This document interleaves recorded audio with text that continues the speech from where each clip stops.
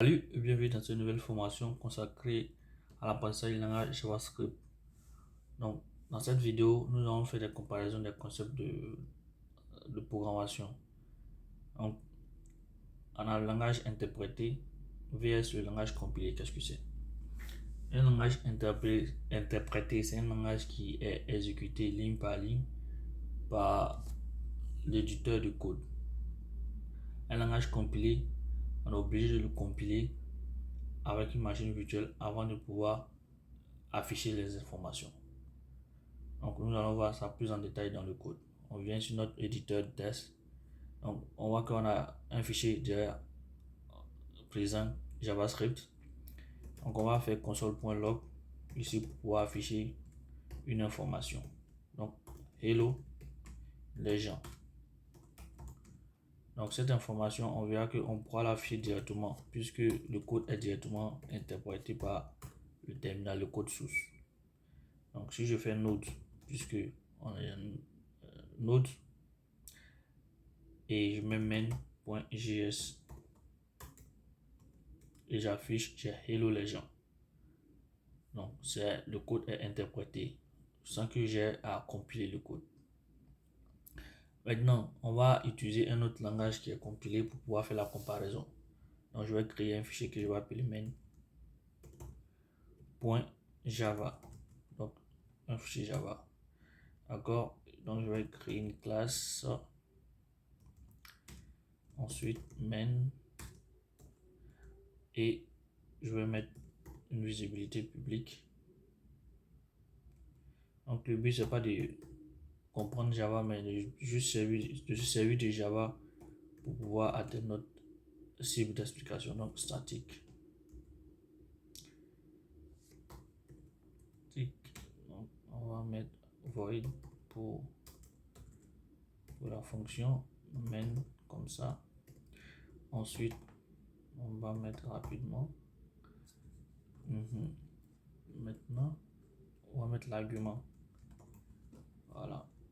Ensuite on a ça. Donc statique, c'est pas correct. Donc on a ça statique ici. Donc system.out.println.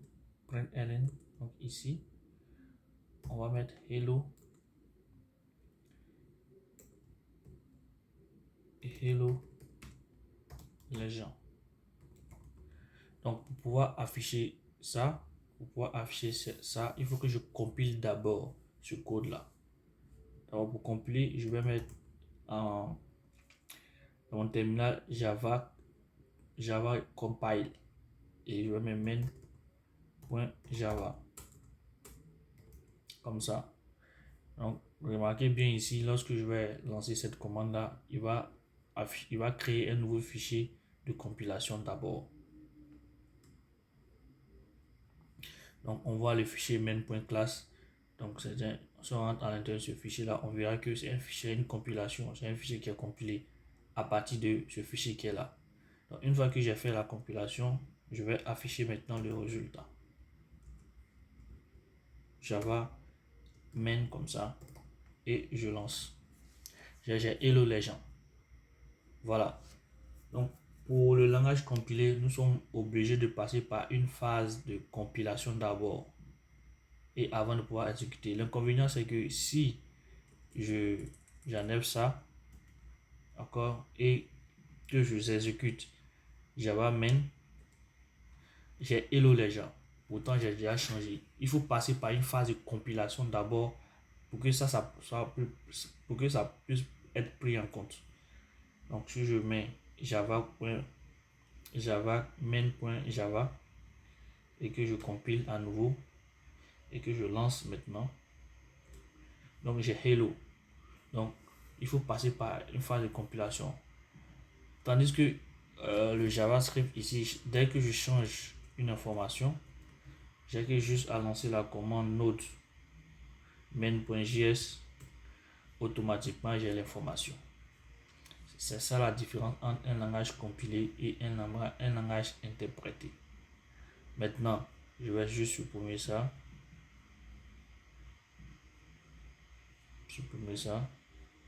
et fermer ça. et remettre hello les gens. Je viens de faire le changement. Donc JavaScript, Java a une syntaxe, mais Java ici directement, Java, ok, on a main.java. Donc avec cette syntaxe, il va faire la compilation et l'affichage directement. Donc ici, Java, ouais, Java main.java. Donc ici on a mis, c'est ici, hello les gens. Il faut que je mette hello les gens. Voilà. Ici je fais ça automatiquement, hello les gens. Mais derrière, il a fait la commande Java C main.java, ensuite Java main. Pour pouvoir faire le même exemple comme moi, il faut installer d'abord Java sur votre machine. Mais ce n'est pas une formation pour Java, donc c'était juste en passant. Après, on a le langage typé statique et on a le langage dynamique. Qu'est-ce que c'est un langage statique? Un langage statique, c'est un langage dont on est obligé de définir directement le type. Et un langage dynamique, c'est un langage qui interprète directement le type. Si je prends Python par exemple ici, si je mets Python que je fais full name et name, je mets Yaku Keita comme ça. Yaku Keita que je mets ici la constante.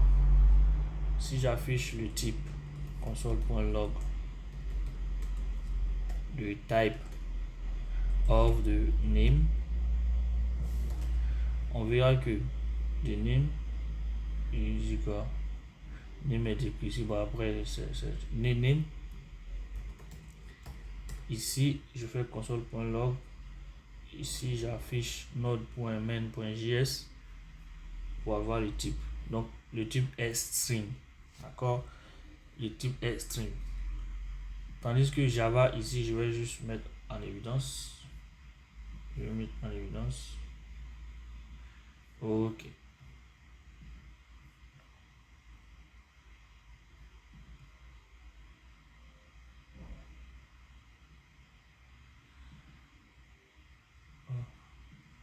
Tandis que Java ici, si je vais définir un type ici, je suis obligé de mettre string comme ça, définir le type statiquement et de mettre main de name égale Yaku Keita comme ça et 2 points à la fin. Donc je suis obligé de faire ça comme ça. C'est ce qu'on appelle un typage statique. Je suis obligé de définir directement. Alors que en Java, j'ai pas, en JavaScript, j'ai pas eu besoin de faire automatiquement. Il a eu le bon typage. Donc l'inconvénient de cette syntaxe c'est quoi? L'inconvénient c'est que on est obligé de définir directement à chaque moment qu'on va déclarer une variable, on est obligé de définir les types. L'avantage c'est que automatiquement il peut s'il y a une erreur dans le code, il peut t'informer directement. Donc si on définit ça comme string et qu'on met un nom entier comme ça, voilà, il te met une erreur par exemple. Alors, ce qui n'est pas le cas de Java. Si je prends ici cette fonction que je mets name ici, que je réaffecte ici 12, là ça va une erreur. Ici c'est une constante, donc on ne peut pas modifier les constantes, donc je vais mettre let comme ça. Voilà, que je fais ça. Donc si je fais le type ici, on verra que le type est number. Donc on est passé d'une chaîne de caractères à un nombre, ce qui peut dans un programme générer une erreur si on définit une chaîne comme une chaîne de caractères et on vient mettre un nombre. Donc on a deux types de valeurs différents qui peuvent générer une erreur. Alors que Java, lui, il va te dire directement que ça c'est une erreur. Avant de faire la compilation même, il va te mettre que c'est une erreur. Si tu fais la compilation malgré ça, il va te générer l'erreur à la compilation. Voilà la différence entre un typage statique et un typage dynamique. Ensuite, nous allons voir la dernière comparaison entre le langage de haut niveau et le langage de bas niveau. Le langage de haut niveau, c'est un langage compréhensible par l'humain, facile à interpréter par les êtres humains et lisible. Un langage de bas niveau, c'est un langage compréhensible par la machine et difficilement compréhensible par les humains. Alors ici, quand on regarde Java, on voit que JavaScript, c'est un langage haut niveau, compréhensible par l'être humain. Java aussi, pareil, c'est un langage haut niveau, compréhensible par l'être humain. Le langage bas niveau est plus proche de la machine. Donc, je vais vous donner des exemples de langage bas niveau. On a le langage C, par exemple, ici, qui est un langage bas niveau, compréhensible par la machine. Donc, quand on regarde le code ici, voilà, on voit que ici on a une structure de données et ici on a une fonction. C'est pas trop compréhensible par l'être humain, c'est pas facile en fait. Je vais prendre le langage assembler aussi, qui est un langage un peu compliqué. Donc voilà, le langage assembler. Voilà ici, message, on dit définir la chaîne de caractères message. Donc ça pour définir la chaîne de caractères. Ensuite, on a la taille pour calculer, on calcule la taille de la chaîne de caractères comme ça. Et ensuite, on a ce mot-là. Donc c'est pas facilement compréhensible par le commun des mortels. Donc ça, c'est un langage bas niveau. D'accord. Donc ça sera tout pour cette vidéo. Je vous donne rendez-vous pour la prochaine vidéo. Si cette vidéo vous a été instructive, vous pouvez vous abonner et puis liker la vidéo pour nous donner plus de force et plus de visibilité, pour que l'algorithme YouTube puisse partager ce contenu, puisse proposer ce contenu à d'autres personnes. Ça fait connaître la chaîne et ça fait toujours plaisir. Sur ce, moi je vous dis à bientôt pour la prochaine vidéo. Au revoir.